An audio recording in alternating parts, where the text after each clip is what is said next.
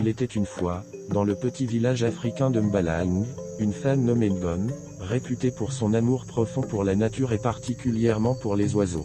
Ngon aimait passer du temps dans la forêt avoisinante, observant les oiseaux, écoutant leurs chants et apprenant leurs habitudes.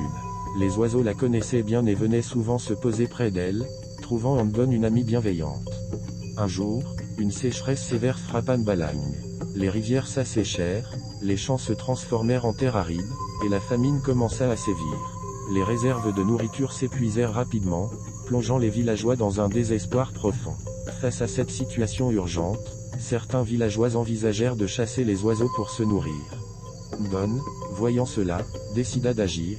Bien qu'elle et sa famille souffraient également de la faim, elle partagea leurs maigres provisions de grains avec les oiseaux.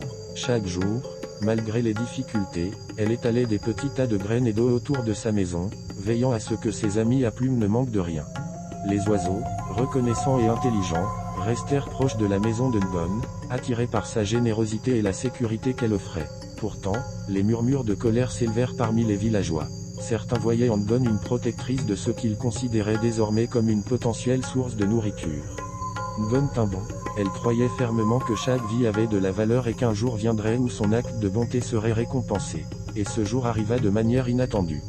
Un fléau d'insectes envahit le village, apportant maladies et ravages. Les champs, déjà desséchés par la sécheresse, furent dévastés par ces parasites. Les villageois tombèrent malades les uns après les autres, affaiblis par des fièvres et des éruptions cutanées causées par les piqûres d'insectes. Étonnamment, la maison de Ngon resta indemne.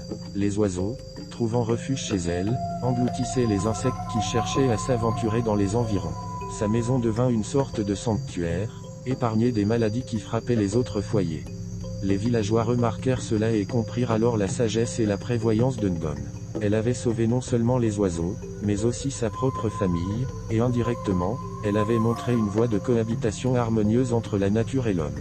Reconnaissants, les villageois décidèrent de changer leur attitude. Ils commencèrent à protéger les oiseaux, plantant des jardins spécialement pour eux et veillant à ce qu'ils soient toujours bien nourris. La sagesse de Ngon fit de Mbalang un village modèle où l'harmonie avec la nature devint primordiale. Ainsi, grâce à la détermination et à la bienveillance de Ngon, le village apprit que l'entraide entre humains et animaux pouvait apporter des bienfaits mutuels bien au-delà de ce que l'on pouvait imaginer.